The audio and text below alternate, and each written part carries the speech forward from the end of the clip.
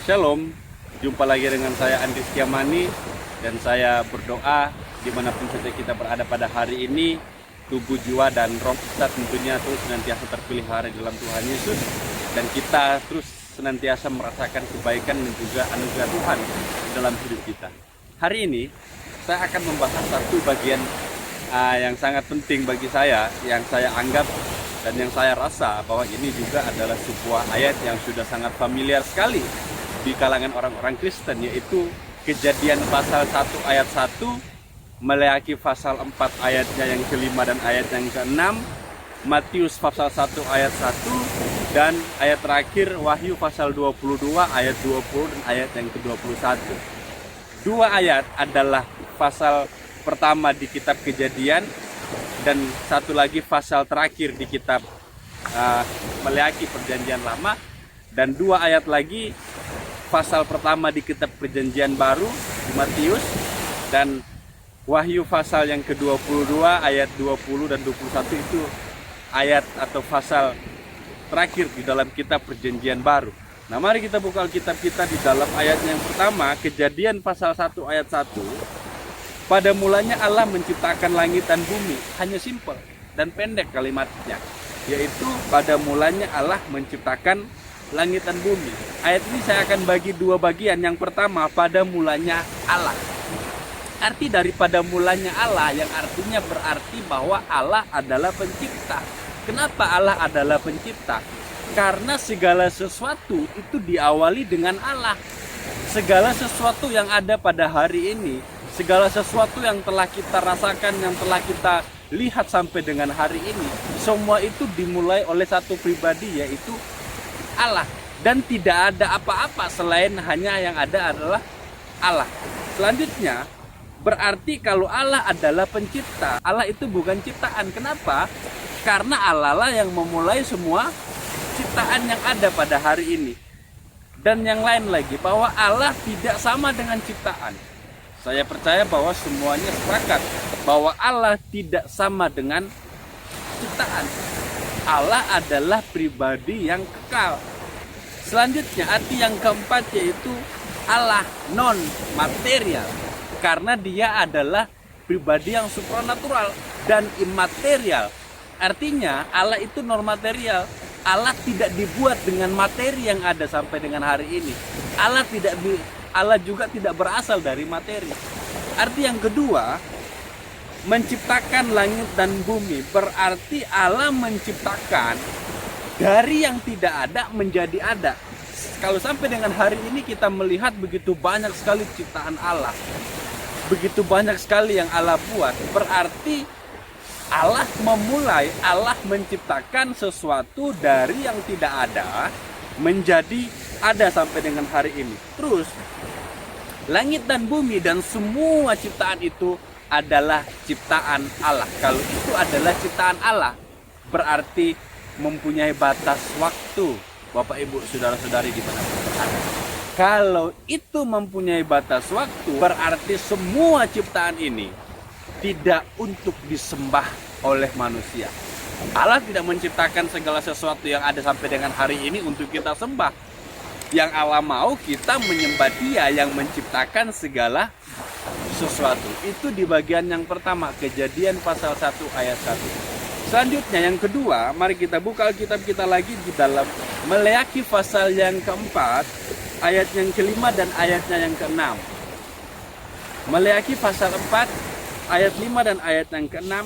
Sesungguhnya aku akan mengutus Nabi Elia kepadamu menjelang datangnya hari Tuhan yang besar dan dahsyat itu, maka ia akan membuat hati bapak-bapak berbalik kepada anak-anaknya dan hati anak-anaknya kepada bapak-bapaknya, supaya jangan aku datang memukul bumi hingga musnah. Bapak, Ibu,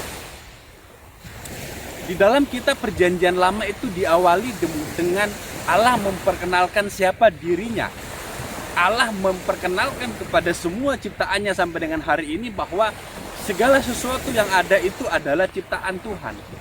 Nah, di akhir kitab Perjanjian Lama, di dalam kitab Maleakhi pasal yang keempat, di situ ada suatu hal yang harus kita pelajari, yaitu bahwa Sesungguhnya aku akan mengutus Nabi Elia kepadamu menjelang datangnya hari Tuhan yang besar dan dahsyat itu. Bicara tentang hari Tuhan, yang artinya kita melihatnya lebih spesifik bicara tentang kedatangan Yesus yang kedua kali. Nah, Bapak Ibu, di sini ada suatu latar belakang kenapa Maleaki menulis akan hal ini, karena ini adalah sesuatu hal yang penting. Mengapa? Di ayatnya yang ke-6. Maka ia akan membuat hati bapak-bapaknya berbalik kepada anak-anaknya, dan hati anak-anaknya kepada bapak-bapaknya, supaya jangan aku datang memukul bumi hingga musnah. Di bagian terakhir, kalimat yang kita dapati yaitu supaya jangan aku datang memukul bumi hingga musnah. Ada apa dengan ini? Ada apa dengan perkataan ini? Ada apa dengan kalimat ini?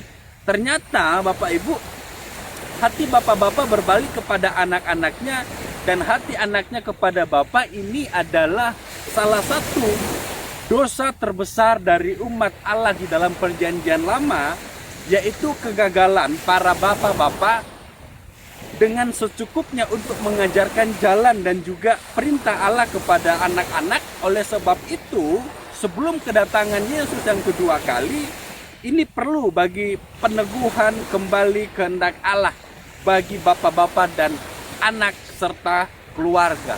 Jadi menunggu kedatangan Yesus yang kedua kali, perlu adanya perbaikan antara hubungan bapak dengan anak. Perlu adanya perdamaian antara hubungan bapak dengan anak. Nah, kenapa demikian? Kalau sampai ini tidak terjadi, bagian yang terakhir mengatakan begini, supaya jangan aku datang memukul bumi hingga musnah. Di bagian akhir, kita perjanjian lama ini ditutup dengan kutuk yang bersyarat. Kalau sampai gagal melakukan perbaikan hubungan antara bapak dengan anak, yaitu akan ada kutuk. Jadi Bapak Ibu, suatu tanggung jawab daripada bapak-bapak dalam perjanjian lama, supaya mereka memperbaiki hubungan dalam keluarga mereka, di dalam anak dan juga bapak, supaya hubungan antara anak dengan bapak, hubungan di dalam keluarga itu menjadi harmonis. Untuk apa? Untuk menyambut kedatangan Tuhan kedua kali. Karena kalau hal ini tidak dilakukan, hal ini dianggap bahwa tidak terlalu penting dan mereka mungkin mengabaikan, akan ada kutuk yang akan nantinya diterima. Jadi Bapak Ibu, kalau dalam kitab perjanjian lama, di awalnya Allah memperkenalkan jati dirinya, siapa dirinya sebenarnya. Di akhir perjanjian lama, di situ ada kutuk yang bersyarat, supaya jangan aku datang memukul bumi hingga musnah. Sekarang kita akan lihat bagaimana di awal perjanjian baru dan juga di akhir perjanjian baru. Mari kita buka kitab kita lagi di dalam Matius pasal yang pertama, ayat yang pertama. Matius pasal pertama, ayat pertama. Inilah silsilah Yesus Kristus, anak Daud, anak Abraham. Pertanyaannya, siapa orang tua dari Yesus? Siapakah ayah dan ibu dari Yesus? Secara biologis, Yesus lahir dari Maria. Mengapa di dalam Matius pasal 1 ayat 1 mengatakan Yesus itu anak Daud, anak Abraham? Ini adalah dua tokoh yang besar di dalam perjanjian lama, tentang Daud dan tentang Abraham. Maksudnya apa? Daud bicara tentang kerajaan, tentang janji kerajaan yang akan turun di dalam dunia, di dalam bumi. Kalau Abraham itu bicara tentang raja, tentang suatu raja yang akan lahir dari keturunan Abraham. Dari keturunan Abraham lah ini, pribadi inilah yang akan menjadi raja dan memerintah di dalam kerajaan. Nah, kita tahu bahwa itu adalah Yesus. Yesus akan memerintah selama-lamanya di dalam kerajaan. Jadi dua tokoh di dalam perjanjian lama, Daud dengan Abraham ini mempunyai kaitan erat tentang pribadi dari Yesus yang akan menjadi raja di dalam kerajaan.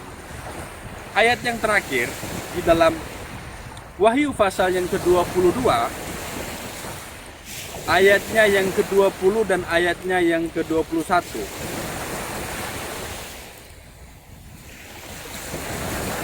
Ayat 20, Dia yang memberi kesaksian tentang semuanya ini berfirman, ya, aku datang segera. Amin, datanglah Tuhan Yesus. Kasih karunia Tuhan Yesus menyertai kamu sekalian. Jadi Bapak Ibu, saudara-saudari yang saya kasihi dimanapun berada pada hari ini, kita telah mempelajari 3 ayat yang sudah kita bahas tadi. 2 ayat di dalam kitab Perjanjian Lama, tepatnya di Kejadian pasal 1 ayat 1, Maleakhi pasal 4 ayat 5 dan ayat yang ke-6, dan kitab Perjanjian Baru dimulai dengan Matius pasal 1 ayat 1 dan diakhiri dengan Wahyu pasal 22 ayat 20 dan ayat yang ke-21. Bapak Ibu, di sini ada sebuah janji yang luar biasa yang disampaikan bagi kita hari ini. Janjinya apa? Janjinya tentang Ia yang memberi kesaksian tentang semuanya ini berfirman, ya, aku datang segera. Janjinya yaitu bicara tentang kedatangan Yesus. Bicara tentang Yesus yang akan datang ke dalam dunia. Dan luar biasanya ditutup dengan ayat yang ke-21. Ayat 21. Kasih karunia Tuhan Yesus menyertai kamu sekalian. Amin. Ditutup dengan janji tanpa syarat. Janjinya apa? Di mana Yesus akan datang. Menunggu Yesus datang, ada kasih karunia yang menyertai kita sekalian. Di sini ada janji yang tanpa syarat. Kalau di akhir Perjanjian Lama tadi, kita temui di situ ada janji yang bersyarat, ada kutuk yang bersyarat di situ, supaya jangan aku datang memukul bumi hingga musnah. Tetapi di akhir Perjanjian Baru, di situ ada janji tanpa syarat, di mana Yesus betul-betul akan datang. Menunggu Yesus datang, ada kasih karunia yang menyertai kita sekalian. Ada kasih karunia yang senantiasa Tuhan berikan bagi kita untuk senantiasa menjalani hari ini dengan penuh rasa tanggung jawab kepada Tuhan, dengan penuh rasa kepercayaan kepada Tuhan. Hari ini kita sudah belajar 4 ayat, 2 di Perjanjian Lama dan 2 di dalam Perjanjian Baru. Kitab Perjanjian Lama dimulai dengan Allah memperkenalkan jati dirinya.